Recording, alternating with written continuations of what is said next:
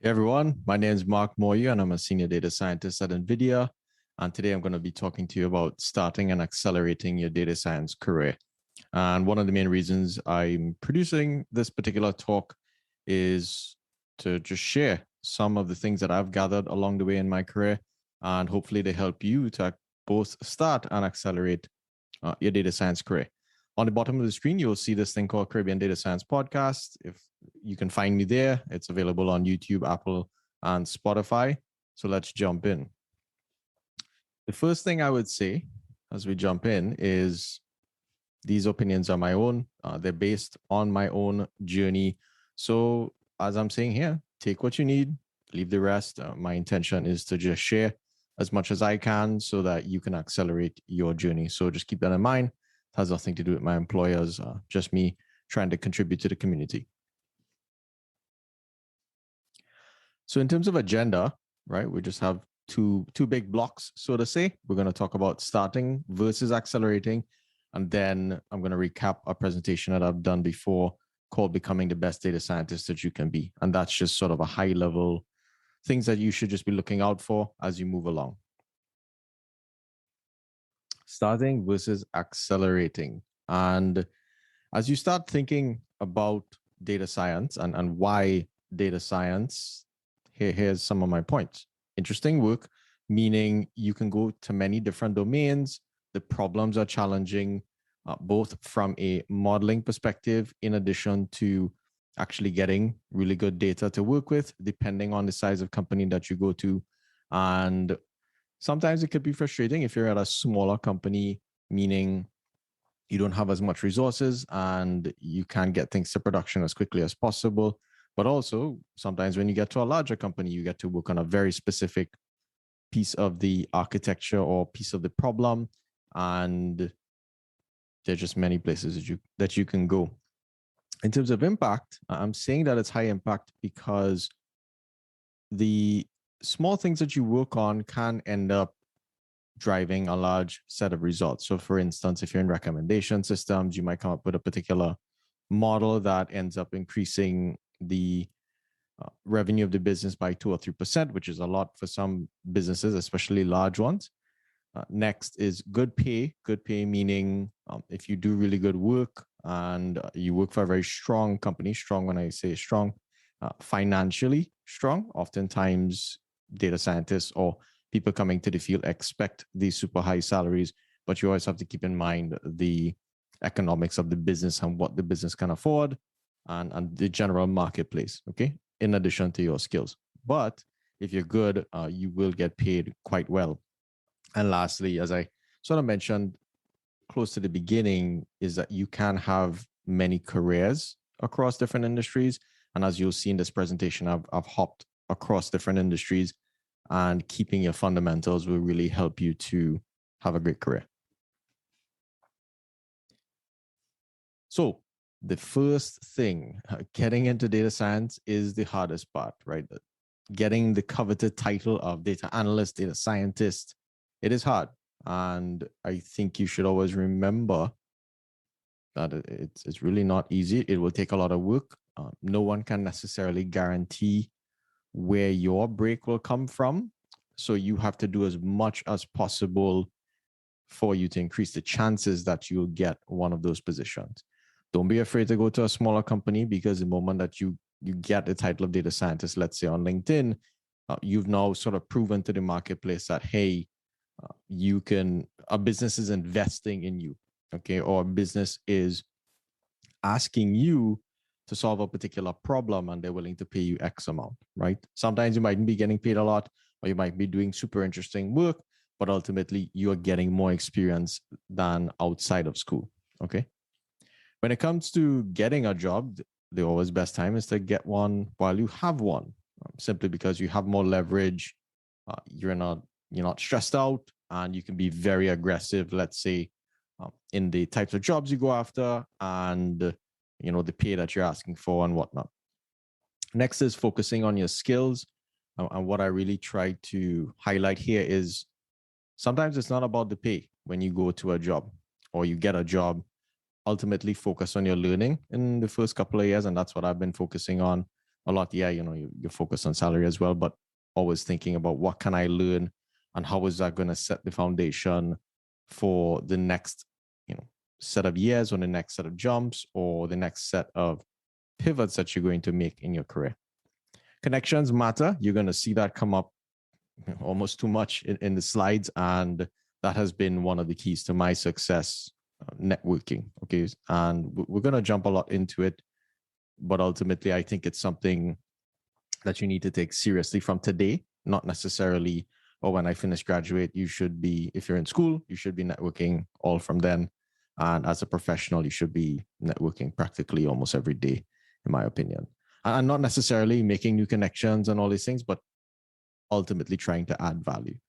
And the last one, the moment you get the data scientist title, get the data analyst title, what you have done is showcasing to the marketplace that, hey, you can contribute, right? If you're just coming out of school, it is oftentimes a little harder for an employer to judge, hey, can this person solve a problem? Can this person work in a professional environment? Can they deliver under particular deadlines, contribute to a company culture? So getting the title is, in my opinion, one of the most important things you can do, regardless of kind of what you do on that job, because you can then leverage that to make different moves. Let's talk about boot camps and education. The first, as I'm saying here, formal programs, in my opinion, give you the fundamentals. And without the fundamentals, you can't solve harder and harder problems. That is more or less straightforward. But I would caution you to temper your expectations about what you think will happen after a boot camp and a master's degree or a bachelor's degree in data science, right? Please don't just completely rely on that for your success. There's lots of other things that come into you showcasing to an employer that you can provide value, okay? Experience is better than formal education, as I said, in my opinion. And what I'm trying to communicate here is, if you have the title and you're solving a particular problem, it might be in a very niche field, but when someone goes to hire you and you can explain what it is that you were doing on that job, you might have gone very deep, let's say, into computer vision for detecting products in a warehouse. That's a very, very specific problem. But there are many things that you learn about that entire pipeline that you can abstract and take somewhere else, right? Which is oftentimes very different to the project that you'll end up doing, let's say, in school or through a boot camp, because those particular projects don't get deployed into a production environment. And if you plan to be in the data space or the data science careers, whatever you want to call it, you want to make sure that you can think as much about production environments as possible, because otherwise you're more or less doing research at that point.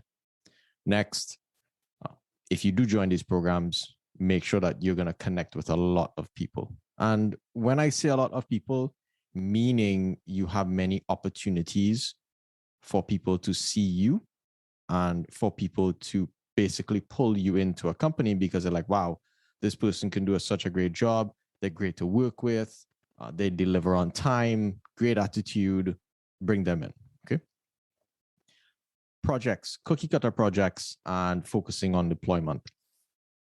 Most times when you go to school, boot camps, you'll be doing a project that all the other hundreds or thousands of graduates have done or working on the same data sets and whatnot. And one way to separate yourself is to focus on how can I change this project into a deployment, right? How can I showcase to an employer that I can not only do the modeling component of data science, let's say, I can actually get a model to production, right? So take those projects that you did in those programs and try to extend it. It doesn't have to be a lot, but if you just put up a generic project that everyone else has, you basically are not differentiating yourself.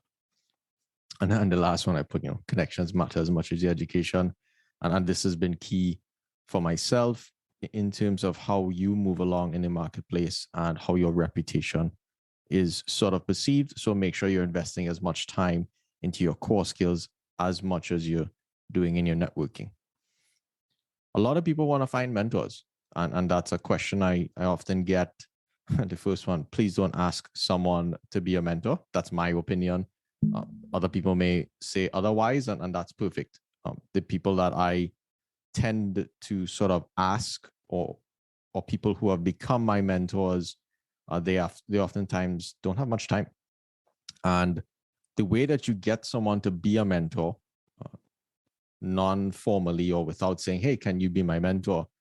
You essentially want to try to provide value. So for instance, if someone is working on an event, volunteer for that event. Volunteering has been the number one key to my success because it has put me in touch with many different people, and I've done my best to provide value for those people. And in return, those people have guided me along in my career, and I've opened certain doors based on my reputation with them.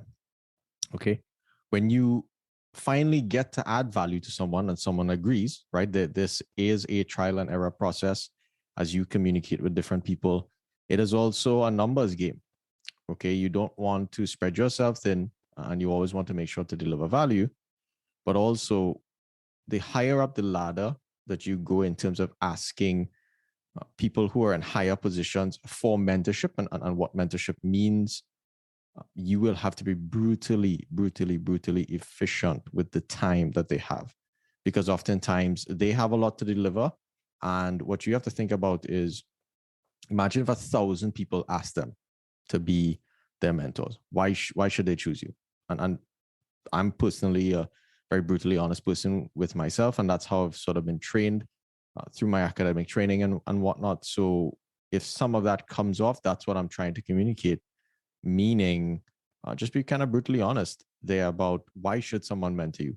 In addition, you should also be clear about what is in it for that person, but also what do you want to get out of the relationship. Okay. And as you silently evaluate that for yourself, and then you communicate with someone and you ask, or you figure out how can I add value, then you use that adding value to get some of the mentorship that you want, right? And that mentorship will come from you asking particular questions, let's say about their outlook on the marketplace, and what you think you should do in your career. When it comes to a technical mentor, that's slightly different. This is more of a career mentor and someone who can sort of grow with you as you grow in your career. But technical mentors will also sort of follow a similar path in terms of you contributing, let's say, some type of code, or you're doing documentation, and then that person says, oh, Mark is actually a useful data scientist. Okay, I can maybe spend some more time mentoring him or who, or whatever the case may be. So that's kind of how it works. When it comes to growing your network, and you'll hear me say this a lot throughout the presentation, is be as useful to as many people as possible. And useful is a very personalized thing. So when, for instance, if I meet a CEO of a company, I have to think about what does he really want to accomplish? He wants to grow his business. He wants to find good people to join his company. He wants to find customers. He also wants to understand the marketplace, the risks and whatnot. So depending on what I'm doing, I will tailor my conversation to that person to make sure that I'm aligning with what they need and not necessarily what I want. Next, a nice thing to do is to help other people find jobs. I put this asterisk here about even if you're looking, meaning, all right, if I'm applying for data scientist position, I'm not necessarily going to share that out too often because you're going to increase the pool of competition. But if there's, let's say, a principal data scientist role, or a senior VP role, I'm happy to forward that to someone who I think would qualify. And that way I'm also helping the community and people grow, because once that person gets into that position, they can also pull you back into the business as well. So those are good things to keep in mind. The hardest thing for any employer is to find good people. And what good people really means is reliable, they're part of the culture, they go above and beyond, and they're just a pure joy to work with, right? And when a business hires you, you always have to keep in mind there's some inherent risk in hiring people, right? In monetary risk, in addition to maybe legal as well. And lastly, I've mentioned before that a lot of my value or a lot of my successes come from volunteering, and that's what I tend to lead with first, right? Can I help you with this conference? and you'll do a ton of work for free. And now you've gotten good grace with particular people in the industry. Okay. Here are some don'ts of networking. When you communicate through text, you always want to be respectful of someone's time. And the way that you do that is being hyper aware of how you are communicating with someone. So if you reach out to someone on LinkedIn and you get a response or you get a connection, don't ask, hey, how are you? That's not effective. It is not fruitful for that person. So imagine that person makes $5,000 an hour. Okay. And this is like a CEO of some super large company. And he said, hey, how are you? What has that done? Okay. You are now distracting that person and they don't really know you. So why should they tell you how they are? Right. That's not what we're about right now. And you are trying to showcase how you can deliver value. Okay. So when you speak to people, and I like thinking about communicating as if I'm communicating to the CEO of a Fortune 5 company, not even one Fortune 5. And that way it frames your mind into how can I be efficient? How can I showcase how I can add value and, just get to the point. So here's a nice one that you can take. Hi, so and so, hope things are great, right? So you are communicating that, hey, hopefully that your life is going well, and you're showcasing that you're not just trying to grab something from the person. You actually do care, like, hey, things okay, and whatnot, but you're not wasting the valuable time of that person for them to just say something that does not inherently add value to them. Okay, so think about adding value to the person. In terms of guarding your reputation, each job that you go to, people do talk. Some industries are much smaller than others. So you want to make sure that your reputation, you have a certain reputation. People know you for doing a certain quality of work, for delivering on time, for just being a great value add to a particular team. When you're leaving a company, my personal advice is to attempt to exit as gracefully as possible. Sometimes that is not necessarily always possible, but in most cases, you want to try to do that. And the way that you do that is don't leave your team in a bind. If you're on a project, try to finish it off, try to transfer knowledge. You can capture a ton of videos. That's a big thing I like to do is to just video record a lot of my knowledge when I leave. Because at the end of the day, it's about people. You've worked with people. You might not like your boss, but your teammates are still there, and their lives depend on the particular project that you probably were working on. So that's just my take on it. So take it or leave it. Next, I said this a lot so far, but hopefully you get the point, right? Think about the person that you're speaking to, that they earn a ton of money and their time is super precious. And when you go to ask for advice from someone, make sure you've done some type of research. I would be very careful about asking generic questions. Try to make it a little more, try to showcase that you've done some research and you want to get some not only personalized advice or personalized perspectives, but you understand the background of that person and the possible perspective that they can bring to you in return for what you've done for them. Salaries, this is probably top of mind for everybody. Everybody wants to make the money. And the first thing I would say is the 6-figure salaries, they're not hard to come by, but you also have to be honest with yourself about, the nature of the business that you're going to. So for instance, you might go to some startup and be like, oh, they don't want to pay me 6 figures, blah, blah, blah. The damn people don't have any money. Okay. So you also have to be honest about where you go to try to get a 6-figure salary. Then you might go to the big companies and get pissed off that they're not just getting you or giving you a 6-figure salary. And sometimes it comes down to what you negotiate, but it also, that's sometimes the market as well, right? So I'm not saying don't try to go for your big salaries, but also understand what's happening around there. And you always want to think about having as much leverage as possible. A quick note for those who are seeking visas, so like international students and whatnot, in my opinion, as I went through my journey getting sponsored, you take the job that will get you the sponsorship. Sometimes it's hard to look at the salaries because it might not be exactly what you want, and that's okay. Get in the door, prove you can add value, And that way you can try to open different doors to a higher salary. And if you do good work, you tend to get rewarded if you communicate your value to the leaders of that business. And if you don't, you're always welcome to go somewhere else. Okay. When you go to ask for your salary, ask for it. That's fine, but just be prepared for the answer. Be prepared to justify why you think you should get paid that salary. Bringing up the Glassdoor numbers is not typically usually enough. It helps if you have some other data points on the outside. So that's why networking helps a lot. Okay. And lastly, the education. If you come and say, I have a master's degree, I should get paid this, and you're fresh out of school, put yourself in the shoes of a hiring manager. When they go to hire someone, I tend to think about like 2x the salary. So if I'm asking for 100K, that means I'm going to cost the business 200K. And that person who's hiring me has now taken the risk, right? So you can't just hire someone and fire someone. Like, it's not that easy if that person does not deliver or work out or whatever the case may be. So the barrier to entry is a bit higher just to mitigate the risk of that person not delivering value for the business. Okay. So as you think about the story that you bring for a particular salary, try to find other things other than your education that showcases that you are qualified to do the job, or that you can actually get it done even if you mightn't be fully qualified.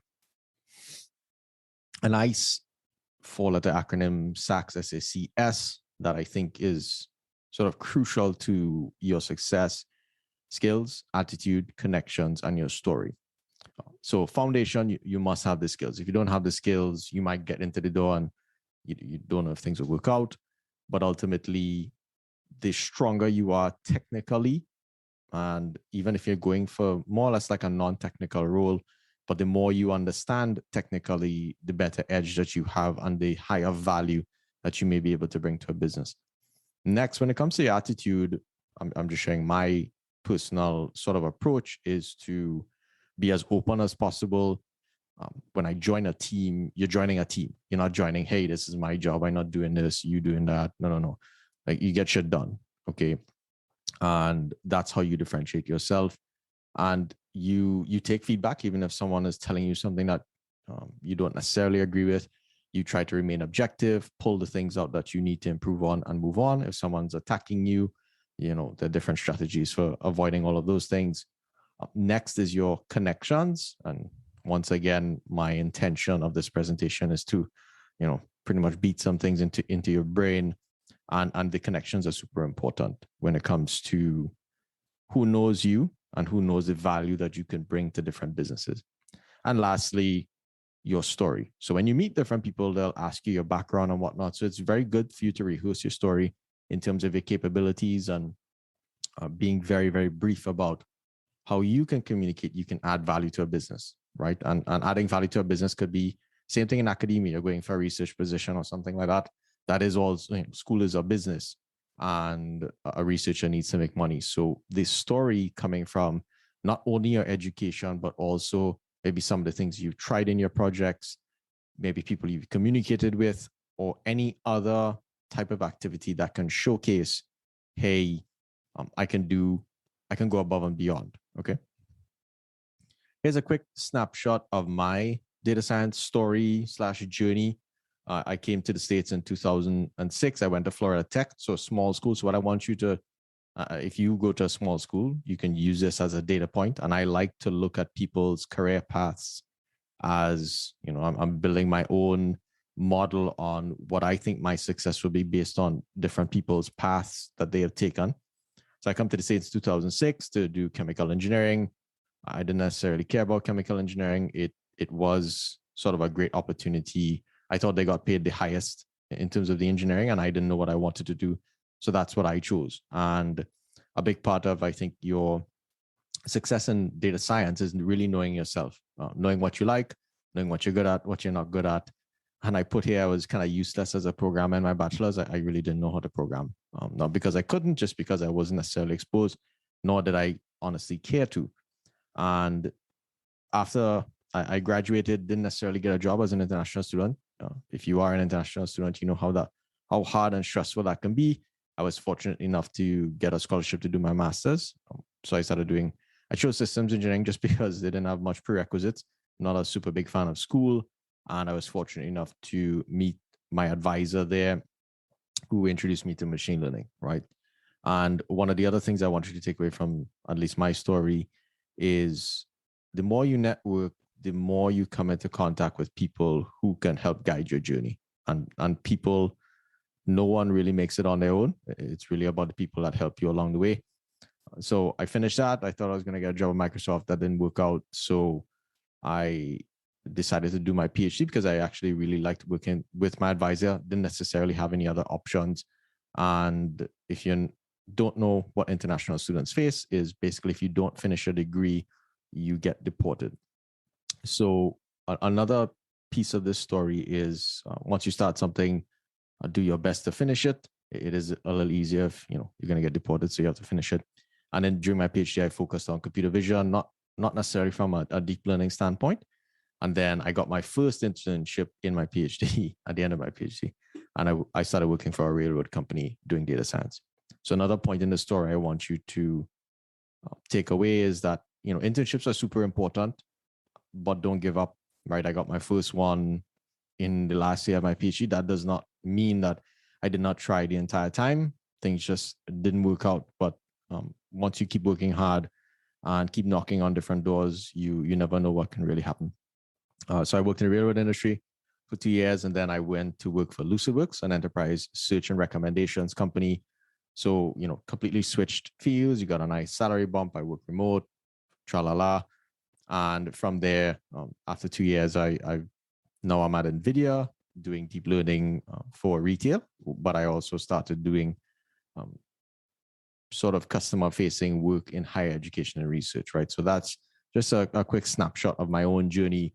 But many of the doors that were open for me, or the way that I got into, let's say, all these different companies, really came from networking.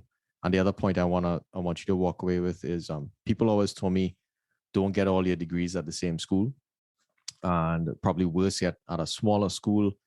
And I think I always kept that in the back of my mind, and that pushed me to work a lot harder to disprove that point. So I'm very grateful to say that I've sort of disproven that in terms of the success that you can get. Okay, so it doesn't matter if you come from a small school and whatnot. Just make sure that you put yourself out there, you network, and things will work out if you don't give up. So this next set of the presentation, we're going to talk about becoming the best data scientist you can be, and the way that I'd like you to approach these particular slides, almost like daily reminders. Some you'll use every day, some you won't use every day, but they'll hopefully guide you on your journey, right? This is both you starting as a data scientist or as a professional, and there's always constant improvement on different levels to get to. The first is the job of a data scientist. As I'm saying here, you have to provide value. That's it, right? It's not about your education, where you're qualified, how much you get. Well, how much you get paid does matter in terms of your cost to the business, but your job is to solve some type of problem using data, and better yet, try to solve an impactful problem, if possible. Working on non-impactful problems doesn't necessarily do well for your own career progression. So try to get on projects that do have high impact and have high visibility, but make sure to deliver, because you don't deliver, it can also work out the other way as well. Learning something quickly. As a data scientist or someone in the data space, it is important for you to sort of understand the fundamentals. Data is data. Math is math, as I'm saying here. So if you have those good fundamentals, you can move from one industry to another, because it's just different data. You're applying very similar principles in terms of machine learning algorithms, machine learning techniques, but also the key part is you understanding the problems of that domain and the impact of solving those problems within the domain, in addition to how does that particular domain work, and all the constraints that you have to operate within. And lastly, if you have that firm understanding of how different algorithms work, you can hop into a new industry and pick it up quite fast. I would say learn data engineering, just because depending on the team that you get to, you might end up having a bunch of data engineers on your team, so they can handle a lot of the data movement. Sometimes you work in a smaller company and that will not be the case. So you work with data every day. So it is important for you to understand how it's stored. Data formats are quite important when it comes to production, things like precision, data flows, where's data coming from, how is it being communicated across different processes, now through different containers in microservices architectures. So that's something you want to educate yourself on, and you can educate yourself, right? Not necessarily, you might not get that in school or a boot camp, so keep that in mind. And you should aim to be a full stack data scientist. In terms of when you go to work for a smaller company, you have to do more. And the less you can do is the less impacted you can essentially have. Being useful is always a good thing, right? Sometimes you might end up spending a lot of time writing data engineering pipelines or pipelines to just gather data and pull data from different devices, let's say, and not necessarily doing more machine learning, modeling type work. And that's okay. You're gaining another skill set and you're adding value to the business. So focus on that as you get into a particular job. And lastly, when you go to production, the type of data that you're working with, the flow of that data, the format of that data, and different non sort of machine learning like things matter a lot for you to get performance in production. So just keep that one in mind. I got this advice from Ian Goodfellow, the guy, super famous Ian Goodfellow. And this was the one question I asked. And I asked him for some advice, and he was like, read papers. And I do struggle to read papers. So I'll sort of formally put that out there. I don't claim to be an expert paper reader, but I do appreciate the value of reading papers, and it is hard. So if you do struggle with it, welcome to the club. But ultimately, it helps to have a fair amount of colleagues who can help you read papers. That's some other advice I got from some senior researchers who are much higher in the game than I am. And then the other thing to think about is publishing is a game, meaning there are many grad students that their lives are tied up, and for them to get out, they have to get a particular publication, and they just have to get a publication. Sometimes they have to get a really good one, and oftentimes they just have to get one. So they're just trying to get something out as quickly as possible. Not saying they're not doing quality work, but keep that in mind as you read different papers as well. And if possible, try to implement more than you read, just to make sure you're cementing the things that you're reading. Once again, that is not easy, so don't feel too bad if you're not doing it all the time. And sometimes you just don't have time to do it. It does take some time to implement a paper. And not every paper that you read, you're going to implement. Next is writing clean code. If you're not a great programmer, I would say, like myself, I'm not a hardcore programmer. Writing really clean code is a good way to at least appease the people who are much better in programming than you, and you kind of show clarity of thought, but in addition, you're doing things that you are also good at, right? So try to do your best to comment code so that someone else who's coming into that code base can actually pick it up. And once again, just be diligent about it, right? Keep practicing writing clean code all the time. Something I like to do when I see a new code base, I don't understand maybe what's going on, I take a copy of that code and then I just go in and almost comment every line, so I can sort of speak to myself about how things are working, and that's a nice way to also pick up new programming styles and whatnot. So keeping reusable code snippets, if you're not necessarily doing this today, definitely attempt to, because there's lots of code blocks that you would reuse. Let's say loading a CSV, doing plots, different types of things. And if you put it in a notebook, share it. Sharing is really one of the lifebloods, I would say, of any community, but more so the data science community. Knowing math is quite pivotal, in my opinion, right? Many libraries now, or machine learning libraries, have made machine learning a lot easier, but also you will come across different problems where the out of the box things that you have access to, like the scikit-learn or TensorFlow and PyTorch, those standard, let's say, objective functions won't work. So it does help for you to understand why a particular algorithm works, when it does work, when it does not work. And if you can figure out how to extend it to the different domains that you were involved in. So don't just use the software. This comment around posting common projects really has its legs in you positioning yourself in the marketplace. This is a little more so when you don't have a lot of work experience or coming just right out of school. If you do post common projects on GitHub, that does not necessarily signal to an employer that you can do something outside of the box, right? So for instance, if I didn't give you as much data, what would you do? If I gave you a lot of data, but it wasn't that clean, what are you going to do? So showcasing the ways that you would handle those problems is very important. It is not easy to necessarily showcase them. That's why if you do it, you instantly sort of separate yourself from the pack. I do think it's probably better to put nothing, right? If you put another housing prediction thing up there, someone might just think, hey, you just copied this from someone, right? And notebooks are so freely available.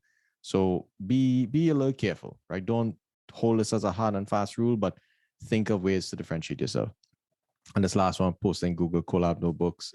If you put, I think some platforms give you the ability to post a link to load that notebook into Colab. That's a really nice experience. So someone can just load your notebook and get things running. And that's a great way to serve the community as well. And by serving the community also gives back to you. Okay.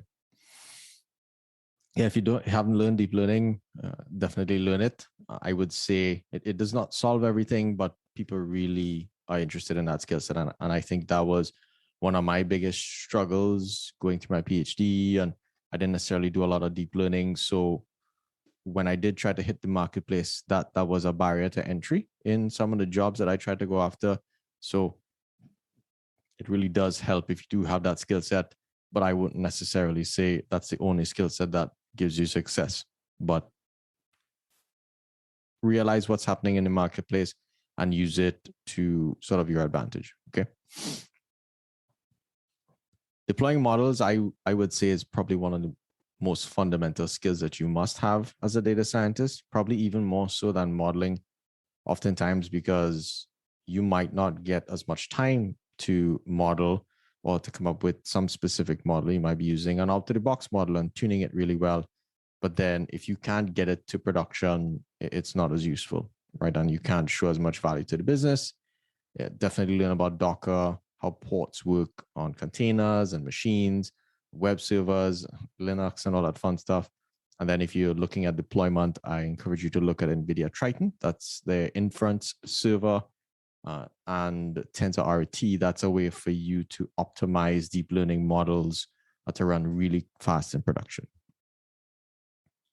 If you do have cloud experience, I think it does give you an edge over other people in the marketplace, simply because many businesses are moving to the cloud. So you have to learn to push and pull data from these remote servers. Your first step should be just go try to launch a cloud instance. You typically get some type of credits. Look up someone's tutorial, launch an instance, push a data set up there, create a small Streamlit app, and just showcase that. Capture it as a video so you're not spending the cloud time all the time, and post that on your GitHub or your LinkedIn in your featured section. There are many different ways that you could use that to showcase value. And one of the things that will benefit your data science career or any data career is really learning the command line, right? And understanding how to work on remote machines, understand your memory management, understanding how to install software, and understanding the actual Linux directory structures is very helpful. Being as technical as possible, this comes down to, call it job security, right? You tend to see people get released or fired from a job in businesses that are a little smaller. And so, for instance, you might be in a hyper growth startup, but the market doesn't pan out very well. So the startup has to sort of contract to make sure that they keep the business afloat.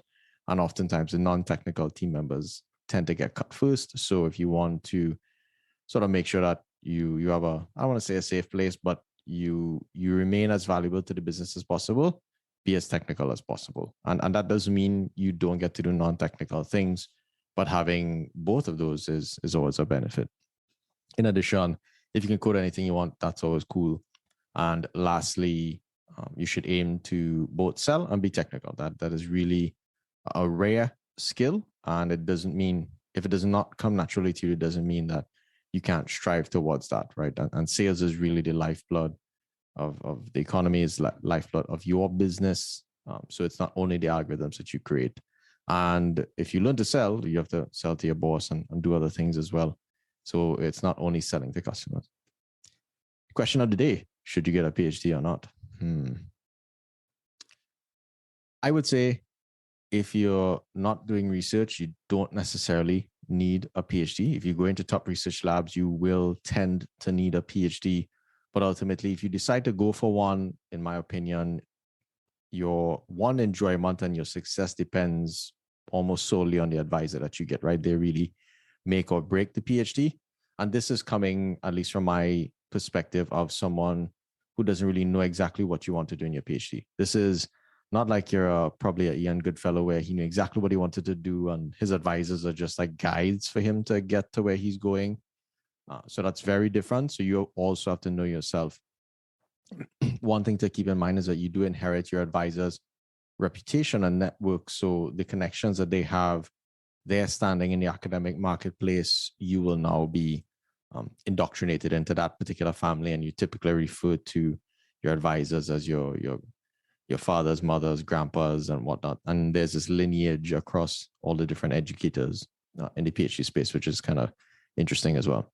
But if you go do a PhD, get in and get out as quickly as possible, right? Unless you are really fascinated by that particular subject and you want to sit down there and enjoy that learning, definitely mad respect to you.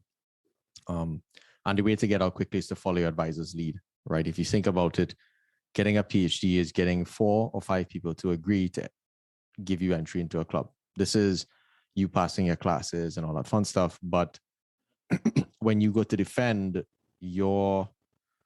if your advisor is invested in the success of that project, they will tend to help formulate defenses around the work that you're doing, right? If you go do something that's completely orthogonal to something that your advisor is in, you don't have someone knowledgeable to help you with that problem as you try to develop your research, right? But if you follow something that your advisor is doing, that person is invested in it, they'll help you out and you'll move faster. And then when someone says, hey, this is crap, you're like, no, like I'm continuing this guy's research. And it's a lot better to, I would say faster in my opinion, to get out that way, right? And once you have a PhD, you can go study and publish and do whatever you want. You don't need a PhD to publish, by the way.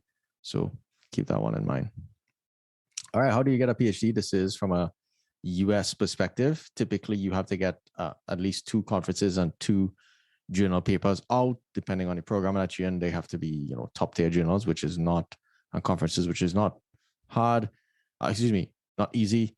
And if you do get sometimes like a top conference, that does end up counting as a journal as well. So the steps are, you find an advisor. I advise interviewing them before, talking to them, getting a feel, and really get to try to know them as a person. You apply for the program, you get admitted, and then you start choosing your area of research. I would recommend you start writing from day one. So as you read a paper, write a paragraph summary.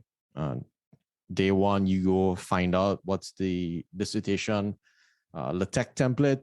You load that up and just start putting stuff in there, put notes in there, because you'll end up using all of it at the end.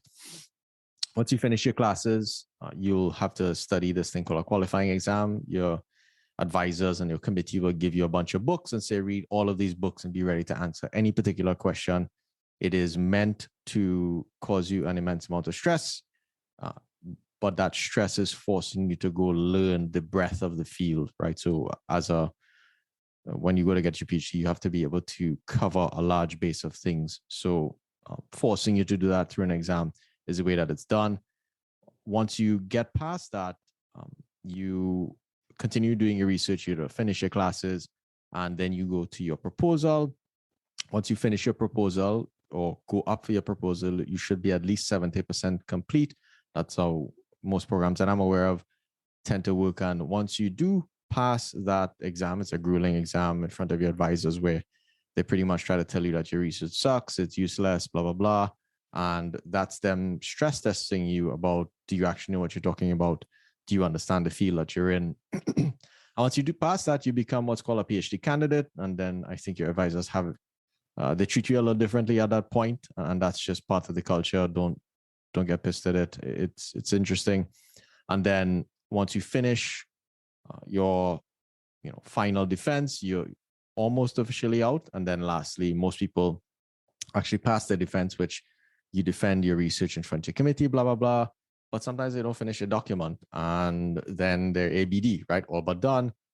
Just finish your damn document. It's hard, but get it done and finish your process. Okay.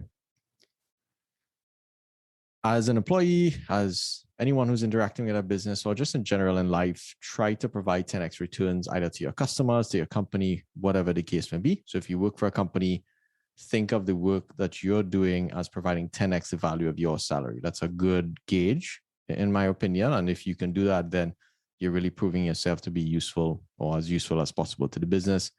I tend to assume a cost of 2x your salary. So when you go to ask for certain things, or you think about the revenue that you should bring to the company so that you keep getting the money that you want, that's a good first number at least, right? So at least, hey, the work that I've done is covering my salary. You should be keeping me. And lastly, you should be able to communicate that value. So a nice thing I like to do is it's called a value sheet. So you're tracking all the work that you're doing, and then you basically highlight something good that you've done, right? And you sort of keep that away. So when you come up for a review and whatnot, you basically send your manager, like, here's all the things that I've done that are notoriety or noteworthy, and you sort of bring a case for why you should get a promotion and all these types of things. Being humble, this is quite simple. I don't think it's very easy sometimes to do. But what I'm trying to communicate here is, just be cool, right? It doesn't matter what degrees you have. Like, I personally don't like people to know that I have a PhD, just because I want people to feel comfortable. And I ask really silly questions all the time, but please don't ever make someone else feel stupid by taunting your knowledge. That's quite rude, and no one likes to work with people like that. And if someone doesn't understand something, take the time to explain it to them. I think it really helps, because they will also adopt that attitude and help someone else out to understand something. Okay, so please allow some stupid questions, and because you're going to ask a lot of them at some point. And ultimately, this has been a big one thing I didn't put on the slide is no job is above you, right? So as you think of your success in your career, one of the, I think, turning points in my own career was I reached out to this conference. It was like $3,000 personal development conference. And I said, hey, even if I have to clean toilets, I'll come, because I didn't have the money to go as a student. But I was trying to volunteer, right? And I was able to volunteer. And that led to me meeting a lot of other people who've given me great connections to do this video that I'm doing now. But I came with the attitude of, it doesn't matter what I need to do to succeed, I'm going to get it done. So if you adopt some characteristics of that attitude, I think you'll be able to get a lot more success in your career. Being useful, while this may seem straightforward, this is also similar to the attitude before. When you join a company, it's not only to do your job, right? You are part of the team. And a company is just a group of people making a bunch of decisions to grow a business as much as possible, or be happy, depending on the value structure or the aim of that business. And I think you should ultimately try to add as much value as possible by doing what it takes to help the team succeed. This may sometimes mean doing more than another person, and that person might get paid more than you. But in the end, you want your team to be successful, and you don't have to stay there forever. So if the environment is not right for you, or they're not treating you fairly, you can always leave. Okay. So that's my last point there. You set the standard, try to be as useful to the company as possible. The company does not want to recognize that, go get at the front, go find a company that will recognize the value that you bring. And don't beat up about it. Just go. Being energetic, it does make a difference when people are excited to be in your presence. They're happy. They like to see you, and bring a certain level of energy to your work. If you show up, kind of, hey, how's things going? Yeah, it's not very helpful in terms of people perceiving you as someone who can get things done. And a lot of it comes down to perception, right? When people hear your reputation, oh, all right, Mark is getting stuff done, so and so and so, and you're on it and you're doing things outside of your responsibility to try to contribute to the team. Those are the things that employers like to see. And I think anybody in general, right? So if you were hiring someone, you would love to see someone going above and beyond in your business if you're a CEO as well. Okay, machine learning is a team sport. There are many different team members that it takes to get a model to production. Like I said, don't be afraid to ask silly questions if you have a great environment where you can do so, but also learn to listen, right? There may be things that you may be doing wrong, some ways that you communicate that are not effective. This is very true when it comes to speaking to customers, the way that you communicate and present yourself and whatnot. You are putting the business at risk in terms of if you don't present yourself well or present well to a customer, you might miss that particular piece of revenue, let's say, right? So it's very important for you to be open to listening to feedback from people for yourself, but also just for your customers to find out what they want. Studying sales, I think, is extremely important, especially for data scientists, simply because machine learning is a very experimental type endeavor, right? You are not necessarily guaranteed that some model that you hire 5 data scientists paying them 150,000 each, right? So you're over $500,000 to try to get this thing to work. You're not guaranteed that it's going to work. So if you understand sales and what selling really means, is just fulfilling people's needs. Okay. The nice high salary that you get is coming from salespeople in your business, or your business driving sales to its customers and driving value for their customers. So the more that you understand that particular part of the business, I believe the higher value that you can sort of bring to it. Okay. So once again, your salary exists because that your company sells. So try your best to maximize your contribution. And there's a particular sort of area in data science or data in the data careers where it's customer facing, right? So where you are adding this component of, I really understand the technical things about machine learning, but I also understand the context of your business. But I can also present this to you and understand the challenges of your business and map a particular company's machine learning capabilities to solve your problem, right? That's a great skill to have. So think about that when you think of your career. I have said networking a ton, and I will say it again. The fundamental key is attempting to add value. So whenever I meet someone, I try to understand what is it that they need, how can I provide it from within my network. When I was a student, I didn't necessarily have certain skill sets that I can help people with certain projects. So I provided my contacts. So that's just me meeting more people. Oh, you need a videographer? Okay, you can get in touch with this person. Oh, you were looking for a senior data scientist when I wasn't one? Oh, I know this person, so and so I think you'd be a good candidate. And you're just helping fulfill people's needs. And that's a great way for you to, just serve people. Don't be afraid to work for free to earn entry into someone's network. And it is my belief that, my personal belief, so don't get offended, you have to earn entry into someone's network, right? And I'll come to that, what that means with LinkedIn. And as I put here, all of my jobs have come from networking.